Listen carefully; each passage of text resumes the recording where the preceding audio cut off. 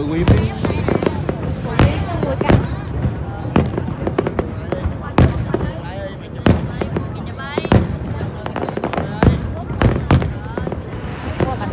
Nhiều nơi luôn á cho. Hả? Đây là gì cái đó? Đây cái này nè. Quỳ đi. Là quỳ.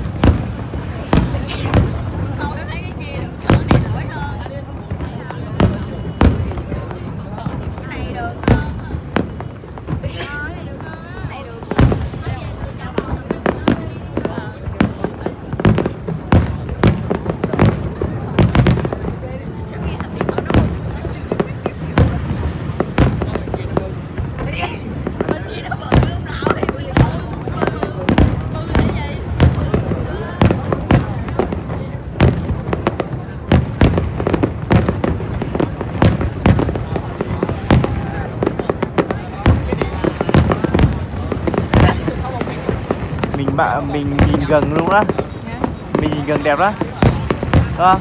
Mình nhìn cái này mình nhìn nhìn kia thì không bạn.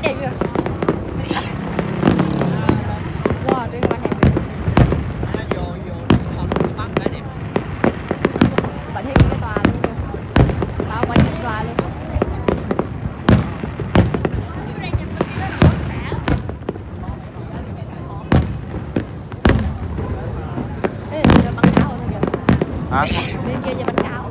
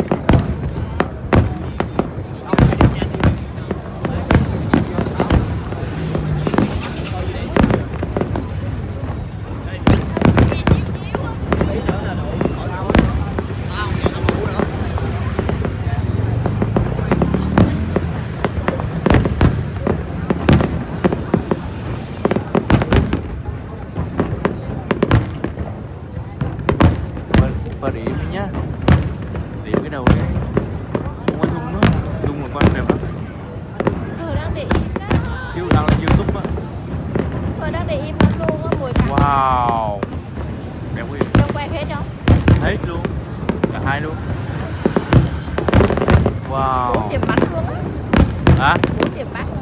Hả? Cái điểm này bán điểm đến sau cái bắn này đến 6 cái bắn này. Đẹp mà. Đằng sau là phôi bụng như vậy đó. Chừng nào nó bắn rồi. Bắn ở đây là bắn của Sài Gòn. Này là 21 tầng. Đằng kia là Mình ở đây là mình coi hết tất cả luôn rồi. Còn mình ở dưới kia thì chỉ coi được cái tầng này thôi. Còn đây mình coi được mấy cái. Còn đằng kia chỉ coi được cái 81 tầng thôi. Được không? Đây mình coi được 2 cái.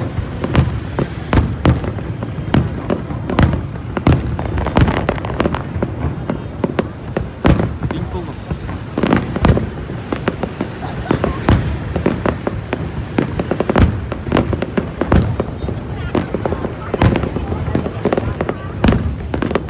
Happy New Year vợ yêu.